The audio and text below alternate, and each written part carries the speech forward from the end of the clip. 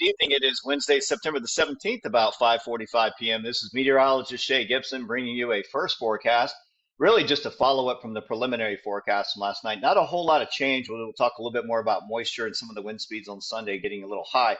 But overall, not a whole lot of change. I'll go over some of those parameters shortly. Wanted to quickly go to the CORA website. Make sure you're at the Skippers meeting tomorrow night, 6 o'clock at the Charleston Yacht Club.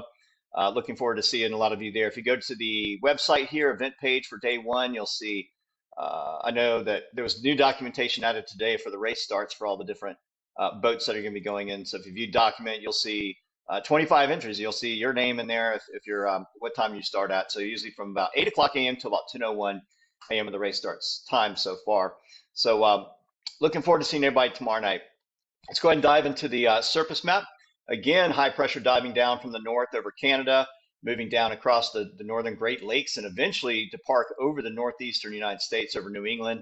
And that's when things get kind of windy on Sunday. So backing up to Saturday real quick, this setup basically produces this east-northeast fetch that comes into the coast around it. A backdoor front's going to hang up along to our north, and a ridge axis is going to develop all the way down the Appalachians and over towards Texas, which means moisture and troughing are going to try to creep up from the south along the weakness of this ridge.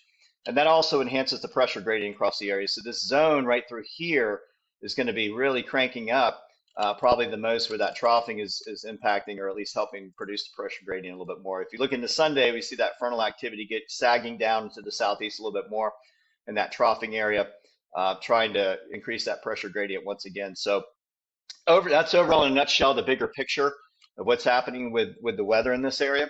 What that translates to, I'll just pick 2 points, Folly South End, and then I'll go offshore at the Charleston Corinth buoy.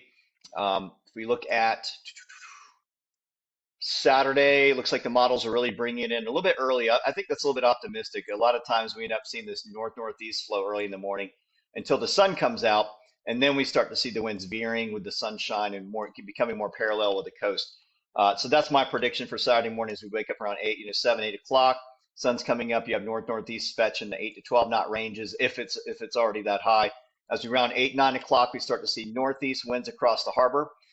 We have an outgoing tide. 7 o'clock is high tide roughly on Saturday morning. So both days will be on the outgoing tide as you're leaving the Bohicket River. And, well, the Charleston Harbor first, and then the Bohicket River down to the south near Rockville.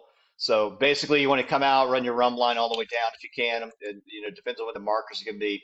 But just know that the farther offshore you are, the windier it's going to be. So if we pick this one, the Charleston Corinth buoy, about roughly 18 miles out, we see that the winds fill in a little bit sooner, right? So the pressure gradient offshore will already be established out there by the time we round about mid to late morning. It just takes longer for those winds to veer in along the coast. But once you reach out through the jetties, you're going to feel that wind start to get stronger and stronger as you're heading out. So an increasing wind, we end up with about 16 to 20 knots, maybe some low 20s averages just out in this zone, right?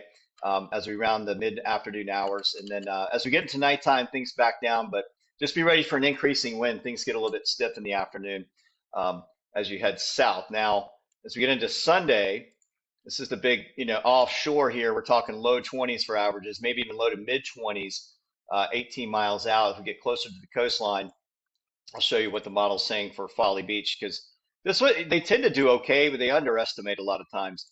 And so the trim right here is the one I'm looking at because it's on the higher end. It's a little more enthusiastic about the wind, and I think that's about right. So we should be looking at low 20s for wind speeds on Sundays for averages. With gusts higher than that, that makes things a little bit burly out there on race day 2, especially coming back up the coastline. So just keep that in mind. I'll talk more about it at the race tomorrow with some specifics. Real quick, want to go ahead and run the global GFS for this one for the moisture parameter.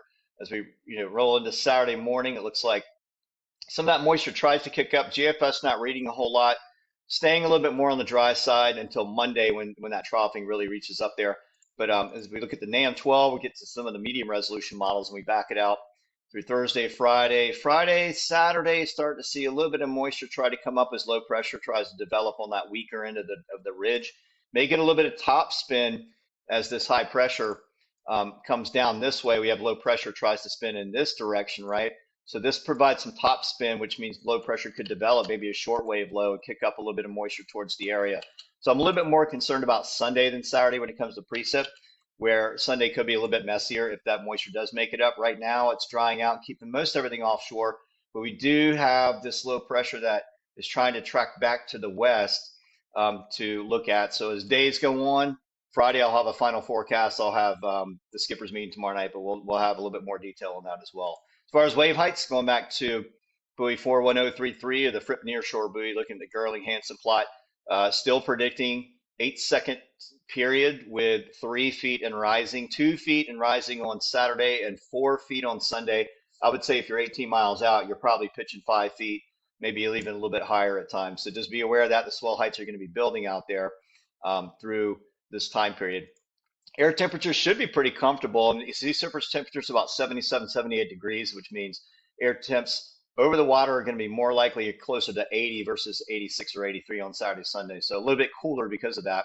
One good piece of information is that this Corp Cap 2 wave buoy is back online. So it looks like Chris and crew up there at UNC came out and serviced that today. It wasn't on yesterday.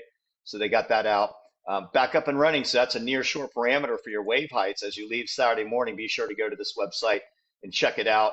It'll give you the latest on the swell height period and everything like that. It's a really good tool to use. Here's the CHR 60, the Charleston Corinth buoy. Both of these are tethered for the wave heights, by the way. They're not attached directly to the buoy. But either way, it gives good wave reading and all the other parameters. So, but that's it for now. I think that covers pretty much everything. I'll see everybody tomorrow night at the skippers meeting. Just be ready for some wind both days, Sunday more so than Saturday. I'll see you tomorrow night. Thanks everybody for watching. Take care.